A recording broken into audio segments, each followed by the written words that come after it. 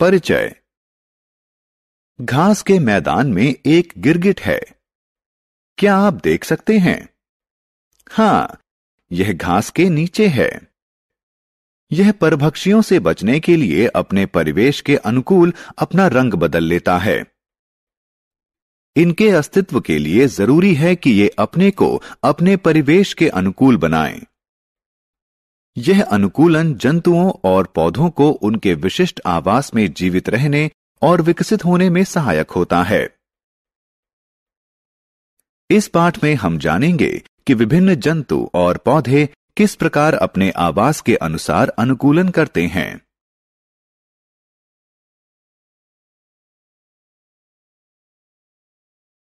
उद्देश्य। इस पाठ के अंत में आप निम्न करने में सक्षम हो जाएंगे। अनुकूलन को परिभाषित करने में, आवास के प्रकारों का वर्णन करने में, विभिन्न मरुस्थलीय जंतुओं और पौधों में पाए जाने वाले अनुकूलनों के बारे में बताने में, विभिन्न जलीय जंतुओं और पौधों में पाए जाने वाले अनुकूलनों के बारे में बताने में। आवास क्या है? हम सभी जानते हैं कि प्रत्येक सजीव को ऐसे स्थान की आवश्यकता होती है जहां वो अपनी बुनियादी दैनिक जरूरतों जैसे आहार, जल और आश्रय को पूरा कर सके। वह स्थान जहां पौधे या जंतु निवास और विकास करते हैं उसे उनका आवास कहते हैं। सभी सजीवों को जीवित रहने और विकसित होने के लिए स्वयं को अपने परिवेश के अनुरूप अनुकूलित करना पड़ता है।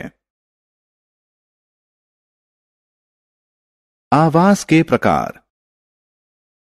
आवास दो प्रकार के होते हैं, स्थलीय या स्थल आवास, जलीय या जल आवास। स्थल यानी जमीन पर पाए जाने वाले पौधों और जंतुओं के आवास को स्थलीय आवास कहते हैं। मरुस्थल, पर्वत, वन और घास के मैदान इस श्रेणी के उदाहरण हैं। जल में पाए जाने वाले पौधों और जंतुओं के आवास को जलीय आवास कहते हैं। समुद्र, तालाब, महासागर, झील इस श्रेणी के उदाहरण हैं। अनुकूलन। जंतु जैसे कि साही, याक, सील, ज़ेब्रा की शारीरिक विशेषताएं अपने परिवेश में जीवित रहने के लिए विशिष्ट प्रकार की होती हैं। साही में सुई के आकार के कांटे होते हैं। याक के पास मोटा फर होता है और ज़ेब्रा के शरीर पर सफेद धारियां होती हैं जो आसानी से झाड़ियां होने का भ्रम देती हैं। इन विशिष्ट विशेषताओं को अनुकूलन कहते हैं। किसी पौधे या जंतु के उसके परिवेश में जीवित रहने के लिए उसके शरीर में होने वाले रूपांतरण या परिवर्तन को अनुकूलन कहते हैं।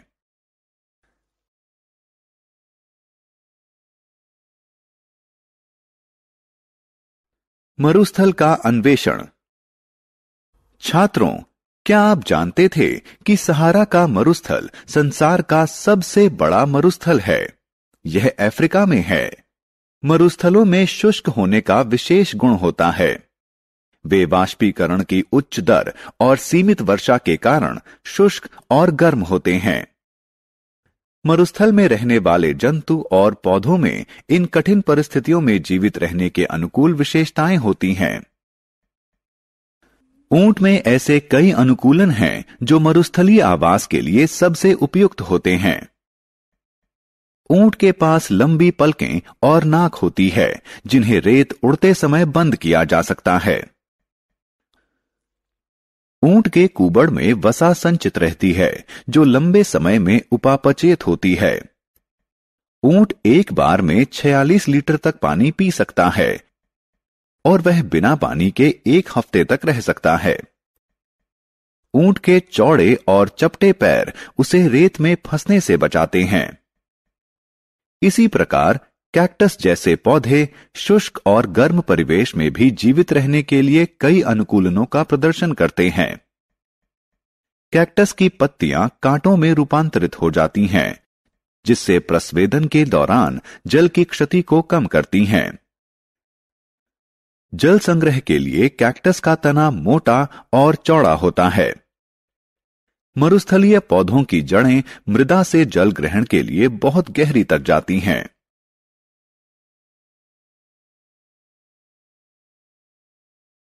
पर्वतों की खोज। छात्रों, क्या आपने कभी सोचा था कि पर्वतीय क्षेत्रों के वृक्ष घास के मैदानों या वनों के वृक्षों से भिन्न क्यों होते हैं? पहाड़ी क्षेत्र के पौधों में कठिन जलवायु जैसे शीत, गर्म या तेज पवन के अनुरूप विशेष अनुकूलन होता है। पहाड़ी पौधे छोटे और सदाबहार होते हैं। पत्तियां शंकु आकार और मोम से ढकी मोटी होती हैं, जो हिम और वर्षा जल को नीचे गिर जाने देती हैं। शाखाएं तियर्क और जड़ें अच्छी तरह विकसित होती हैं।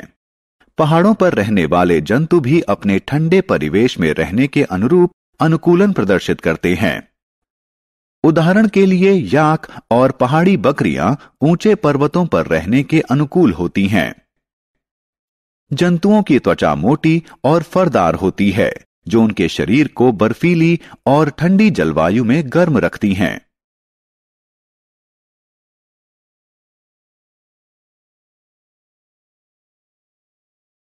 जलीय जीवों का अन्वेषण। जलीय जीवों में विशेष गुण और अनुकूलन होते हैं, जो उन्हें जलीय आवासों में रहने और जीने में सहायता करते हैं। जलीय जीवों का शरीर धारीय होता है, जो उन्हें जल में तैरने में सहायता करता है। मछलियों की पूंछ और पंख चपटे होते हैं, जो उन्हें पानी के अंदर दिशा परिवर्तन में सहायता करते हैं। मछलियां गलफड़ों के द्वारा श्वसन करती हैं।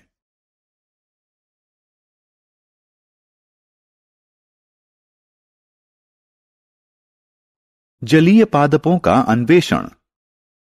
छात्रों, आपने शायद तालाबों और झीलों में कमल को तैरते हुए देखा होगा। ये पौधे जल में जीवित रहने के लिए विभिन्न अनुकूलन प्रदर्शित करते हैं।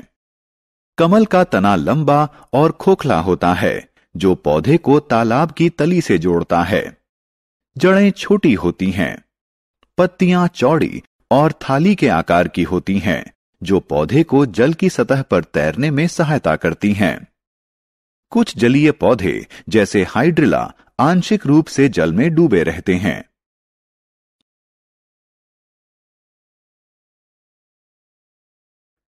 मेंढकों में अनुकूलन। मेंढक उभयचर होते हैं। वे जल और स्थल दोनों में रह सकते हैं, इसलिए उनमें जल और स्थल दोनों में रहने के अनुकूल विशेषताएं विकसित हो गई हैं। मेंढक के पास लंबा, मजबूत और जालीदार पिछला पंजा होता है, जो उसे फुदकने और तैरने में सहायता करता है। शीत ऋतु में मेंढक शीत निद्रा में चले जाते हैं।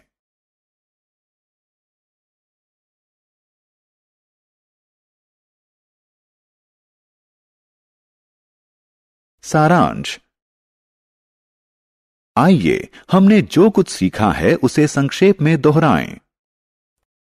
किसी पौधे या जंतु के उसके परिवेश में जीवित रहने के लिए उसके शरीर में होने वाले रूपांतरण या परिवर्तन को अनुकूलन कहते हैं। वह स्थान जहां पौधे या जंतु निवास और विकास करते हैं, उसे उनका आवास कहते हैं। आवास मुख्यतः दो प्रकार के होते हैं, स्थलीय आवास एवं जलीय आवास। ऊंट के पास लंबी पलकें और नाक वसा संचित करने के लिए कुबड़, रेत में चलने के लिए चौड़े और चपटे पैर होते हैं।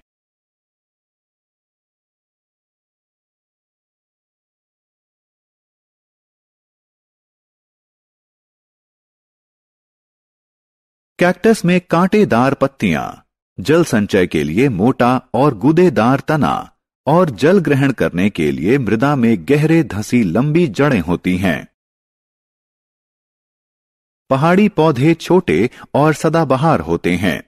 उनकी पत्तियां शंकु आकार और मोम से ढकी मोटी होती हैं। शाखाएं तियर्क और जड़ें अच्छी तरह विकसित होती हैं। पहाड़ों पर पाए जाने वाले जंतुओं के पास मोटी त्वचा और फर होता है। जलीय जंतुओं में धारीय शरीर, चपटी पूंछ और पंख एवं श्वसन के लिए गलफड़े होते हैं।